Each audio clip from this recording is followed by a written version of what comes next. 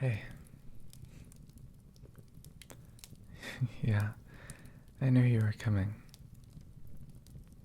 Well, no, I know you didn't make any plans, but I can just tell that kind of stuff. Well, by all means, come in. I imagine it was probably a pretty cold walk. Have the fireplace started up already?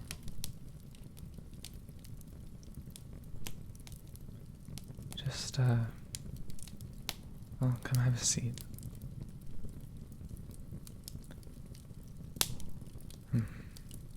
So, I imagine that I already have a good idea of why you found your way to my house. And speaking of that, what do you think about it? I don't know, I've lived here for quite a while. It's a very, very old tree that's been hollowed out and turned into a library. As you can see, plenty of books. And a few other things here and there. But anyways, I imagine that you might be here because of the holidays. You're probably missing some of that here in Everglade. I don't imagine many of the half-breeds really celebrate any of that kind of stuff.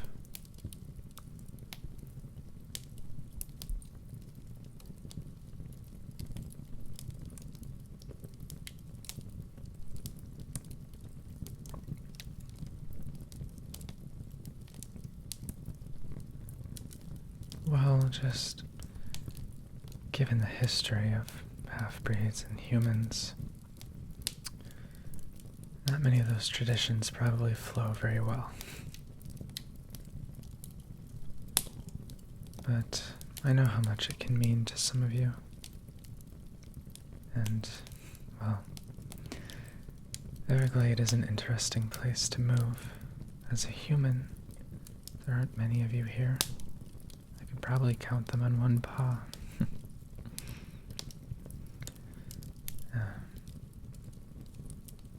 Well, you're free to spend your time here if you'd like. We seem to get along quite well. And I certainly won't mind. You know, I'm not in a very different boat from you, but anything specifically to do with the holidays, well, I told you one of the other times we spoke that dragons are pretty social. Well, that's really only at the beginning of our lives. The first 50 or so years. After that, we tend to split apart, live in different places.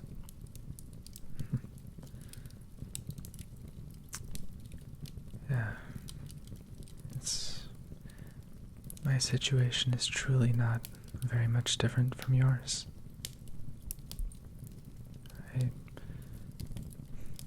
A lot of dragons tend to grow out of the social, sort of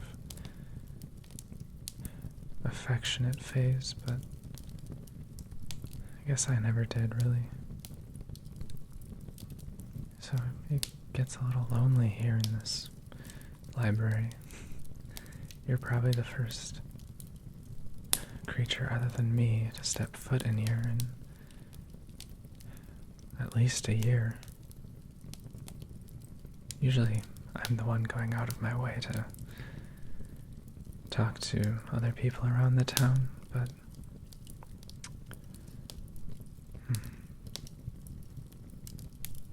well, I know that last time you were a pretty big fan of us sort of snuggling up by the fire.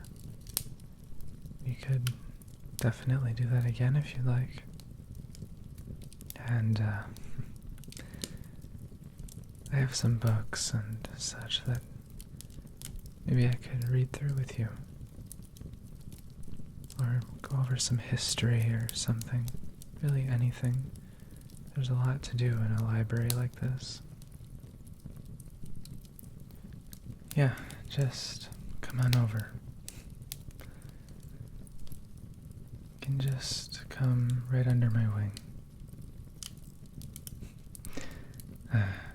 It's something that I think I sometimes take for granted.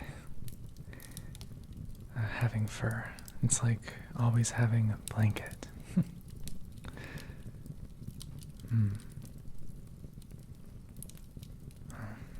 I bet that feels nice after being in the cold so long. Let's see. Let me grab a book.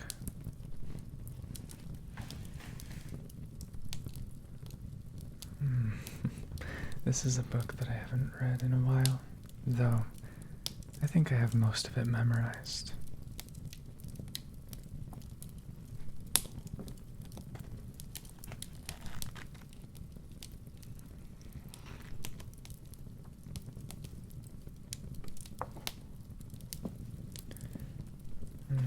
I love all the sounds that you can make with a book.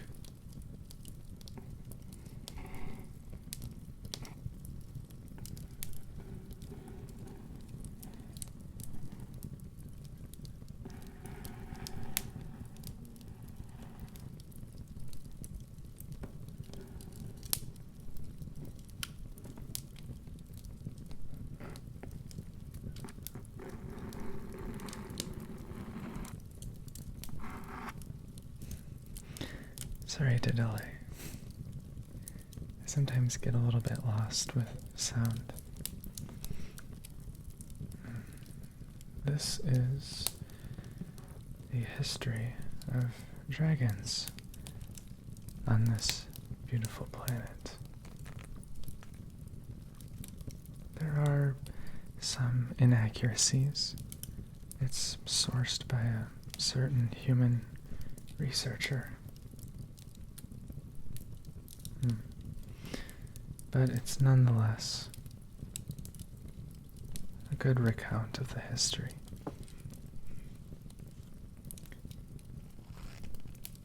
Let's see.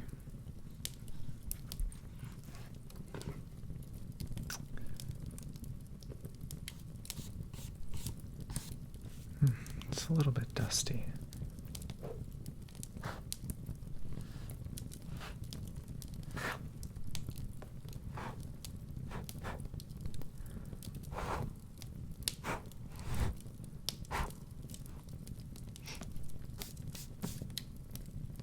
There we go. Let's see here.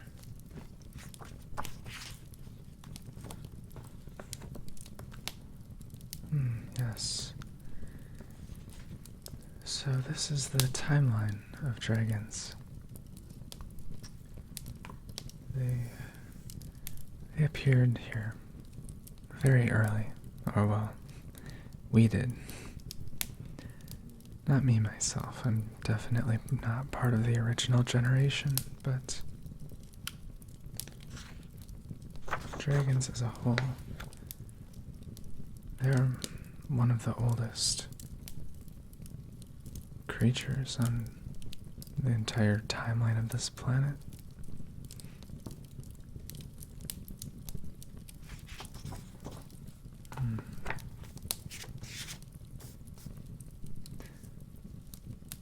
Let's see.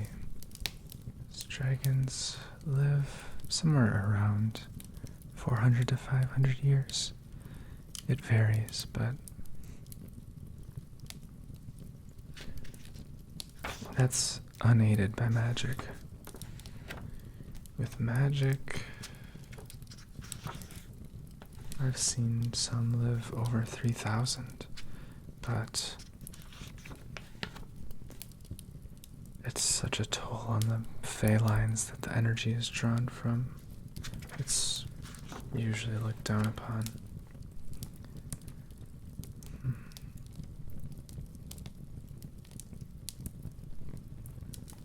Let's see.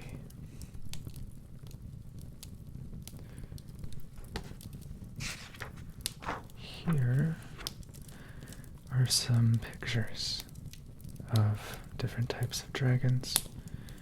You can see here that the war dragons, sometimes just called scaled dragons, there's a lot of variations, different types of scales and what have you, but they're all fairly battle-hardened, or battle-ready, rather, hence their name.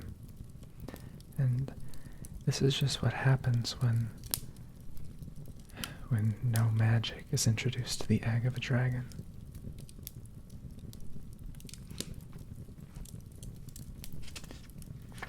Here, yes, here are all the fey dragons, like yours truly. Though there are a lot of variations. Some have fur, some have feathers,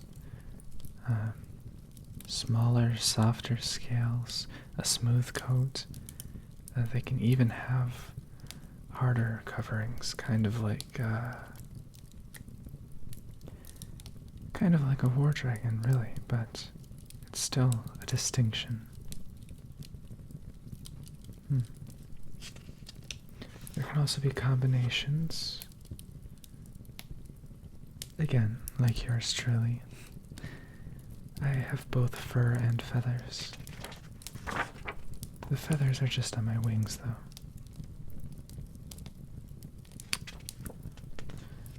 The type of coverings that a fey dragon has depends entirely on where they were raised as an egg. The egg will absorb energy from that area, and it changes the way the dragon forms. So I, being born in a forest, you might understand how I have a fur coat and feathered wings.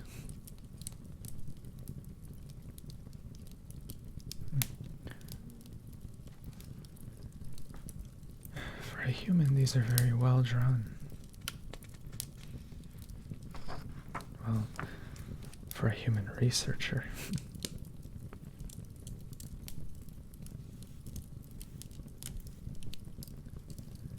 This and war dragons, I should mention.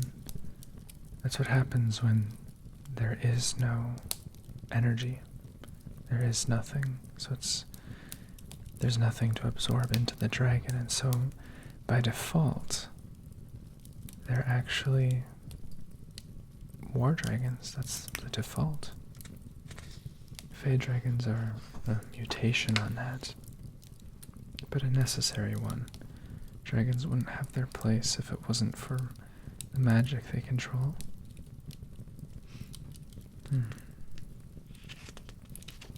And every once in a while you might see, like this, hybrids. Though having a hybridized egg is very inconsistent and difficult, and is usually an accident. Usually, if you move the egg, it just is overridden by the other energy.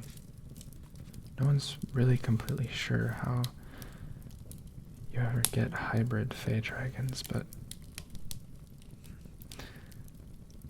that's just a small detail.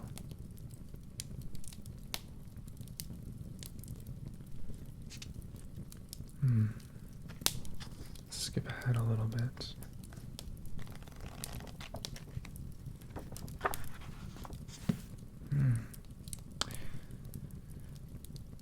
The History of Horus. favorite subject. But luckily, nowadays, wars are a thing of the past. At least in our part of the world. See, dragons always got along with humans. Human history is a different topic entirely, but ever since their introduction, dragons saw a piece of themselves in humans, and so they got along fine. But half-breeds, not so much. Earlier dragons saw them as a bit of a tainting the bloodlines a little bit. Some still do, but not as often as before. And I've definitely tried to be a positive change in that regard. See, I've never really hurt a living thing, at least not intentionally. And most of my life, I was told that I could, and that I probably should use that power for something. But I never fell for that temptation. My mentor, he did. He was strong. He had a similar gift that I did. He used to be like me, not really hurting anyone, not doing any harm, but something just switched. To this day, I don't know if it was truly his fault or if there was some external influence, but it's in the past.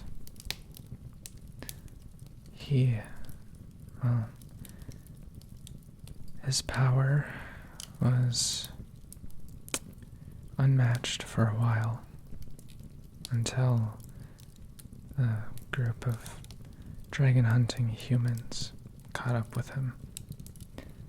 And I know I said dragons and humans always got along, but there are some exceptions to that. The dragon hunters being one of them. He was arrogant, to say the least, and one day was felled by a primordial arrow. Primordium is the chief anti-Fae material. Dragon hunters would use it all the time. It has such a violent reaction with Fae. If it hits any remotely important part of a Fae dragon, it's really hard for them to survive.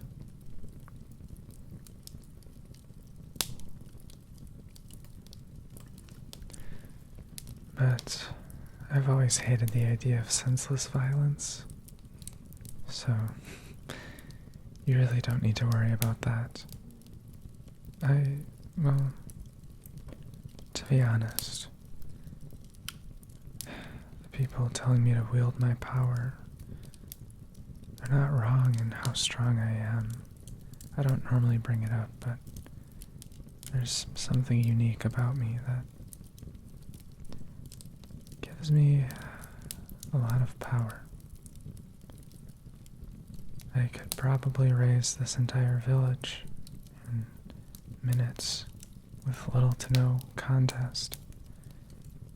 But, well, I've already told you, I don't see any reason to.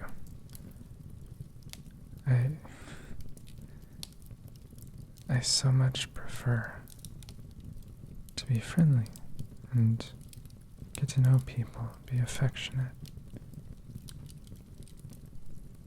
Because the life of a tyrant is a lonely one. and I don't want anyone's blood on my hands for just senseless violence. I have no motivation. So, please don't worry about it. I would never do anything to harm anyone.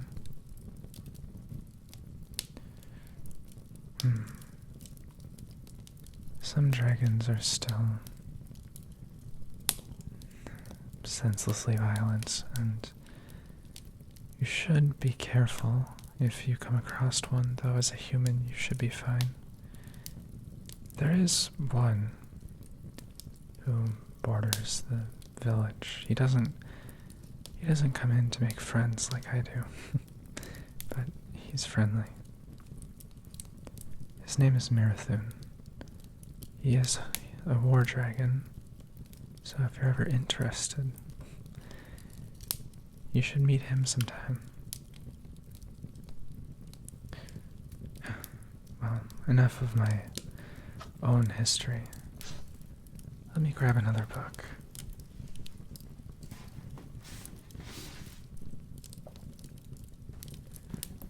This one is considerably shorter, but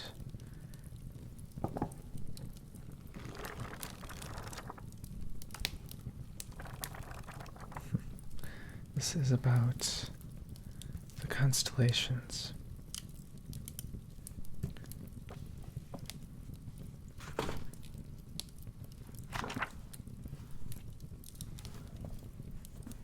Let's see.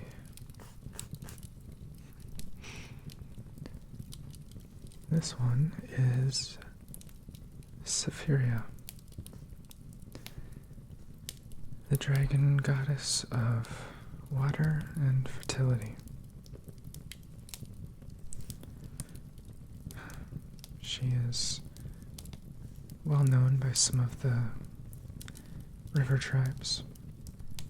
Even humans, well, humans are aware of these constellations as well. Many farmers value her work.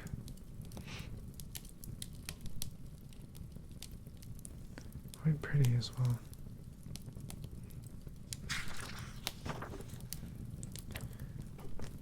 Let's see. It's another interesting one. This here, this sort of owl shape, that is Sentinel, the owl god of night and vigilance. One of my personal favorites.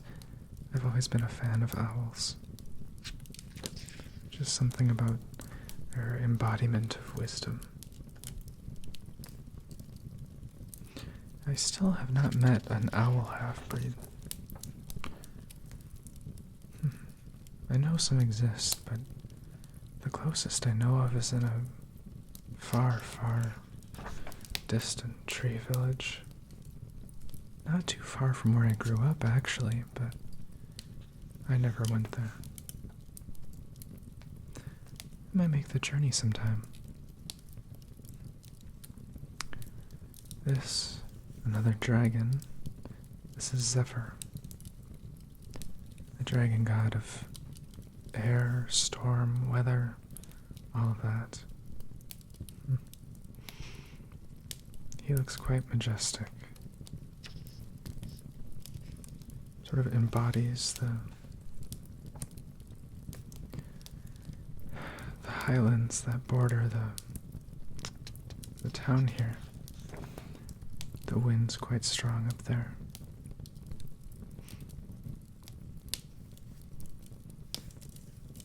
Zephyr doesn't have quite as much history as some of the other ones, some of the other gods and figures depicted by these constellations.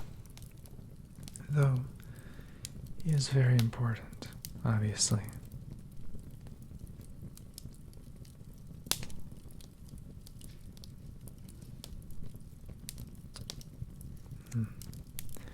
Let's see. One more. Asenath. Not a god, but an ancient human warrior. Let's see here. I forget a little bit about him. He's recent. Yes. How could I forget?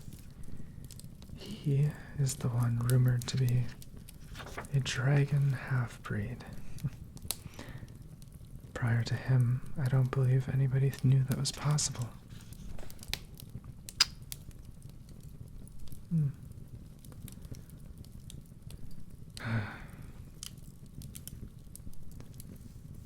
Oh yes, these constellations are all real. All recent, maintained by the architect, whom you may or may not have heard of. He is the god of gods, really. Very little is known about him, or her, about them, but their existence is verified by the dragon's communication with them. Other than that, though, a very vague figure. You don't mind if I get a little closer, do you?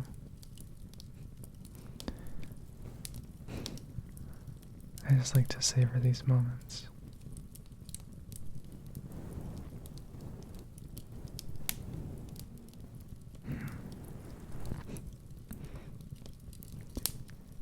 This might be weird, but you smell really nice. I hope that wasn't too weird.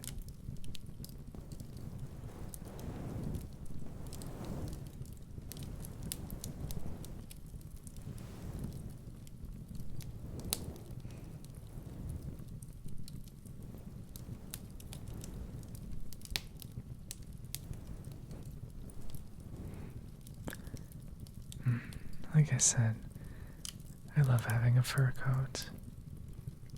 It's just so easy to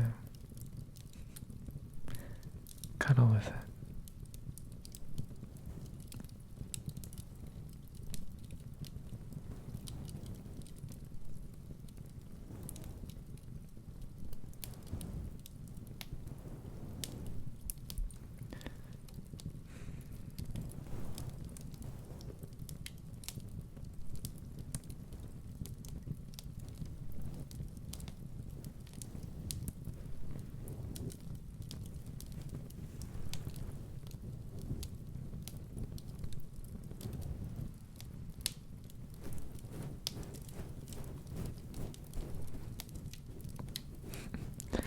I'm getting flashbacks to our first time meeting.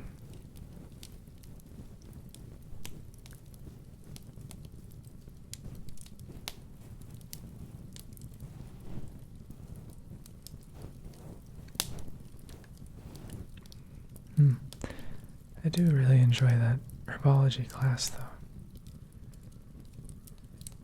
I believe we just finished learning about the Lepherdil, right? Sort of a useless flower, really, but very important to certain courtships. Its appearance and smell are both so distinct. It's definitely one of my favorites.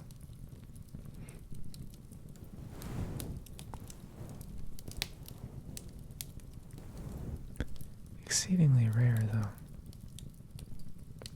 Partly, I'm sure that's why it's so valued.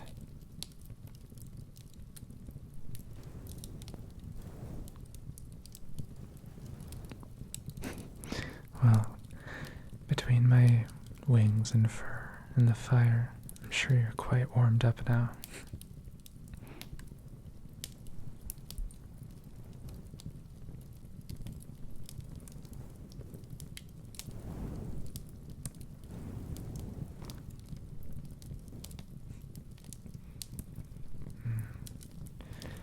There is one more thing.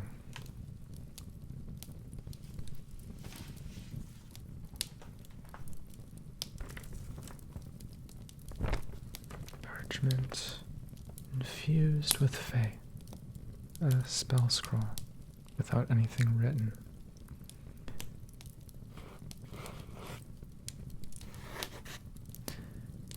These are used chiefly by amateur sorcerers and mages. See, the way that spells work actually uses an ancient language.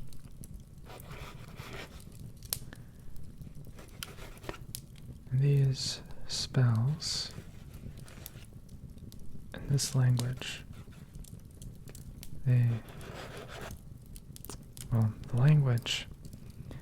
the language is used to define how the spell works, what it does, in what ways. And the eloquence with which it is written partly defines how strong it is. There are certainly multiple ways to go about doing something.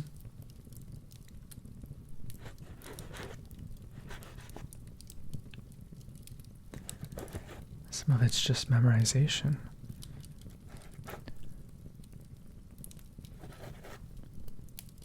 Do you draw on a nearby source of fire fae to just directly conjure fire? Do you pull something flammable off the ground and vibrate it until it ignites? It depends on the situation. Which is the biggest weak points of these kinds of scrolls? They're not variable. You write them once and, well, that's just what it is.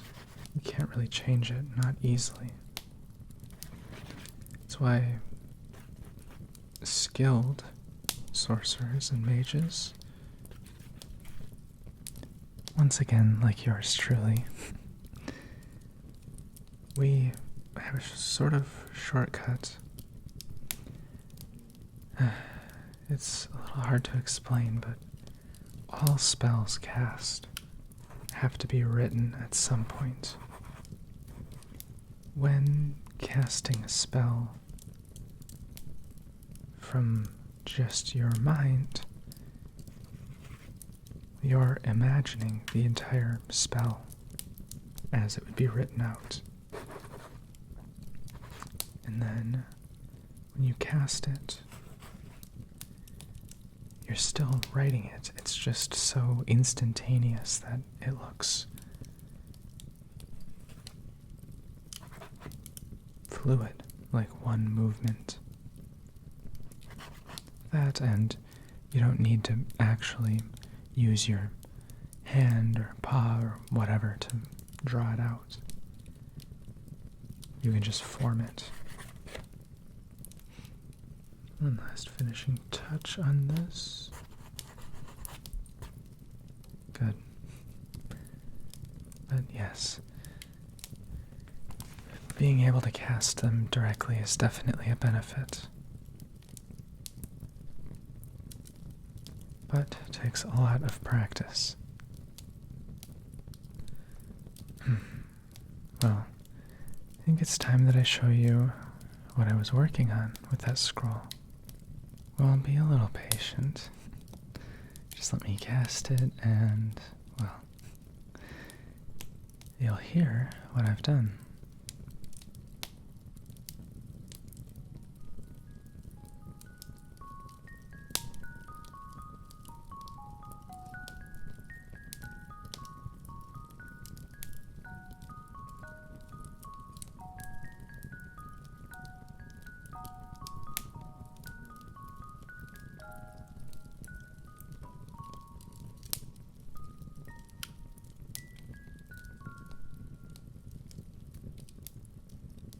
So, do you like it?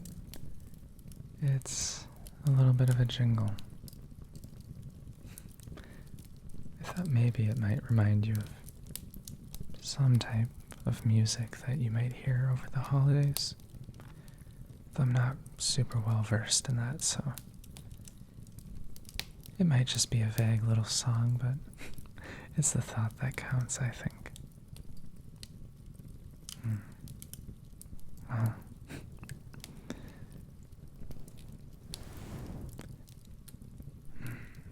you're welcome to stay as long as you'd like. You could even stay the night, if you want to. I know it's still snowing quite hard outside, and it's getting late. I certainly won't mind the company.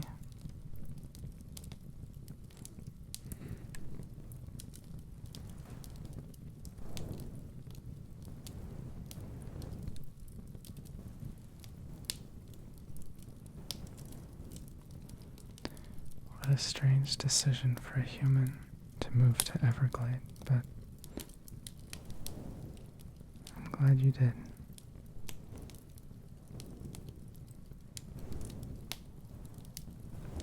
Otherwise, I might not have ever met you.